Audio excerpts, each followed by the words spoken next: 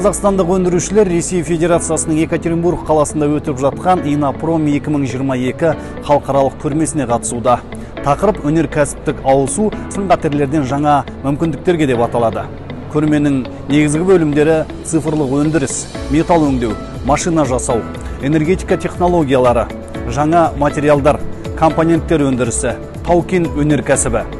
Компаниялар тау-кен металлургия кешені, химия және фармацевтика өнеркәсібі, құрылыс индустриясы, жеңіл өнеркәсіп, цифрлық индустрия, жасыл энергия, аэроғарыш және қорғаныс өнеркәсібі үшін өнімдер мен түрлі шешімдер ұсынады. Көрме аясында Евразиялық экономикалық одақтың өнеркәсіптік саясат жөніндегі кеңестің отырысы өтті. Шараға Қазақстан Республикасы индустрия және инфрақұрылымдық даму министрі Қайырбек Өскенбаев қатысты.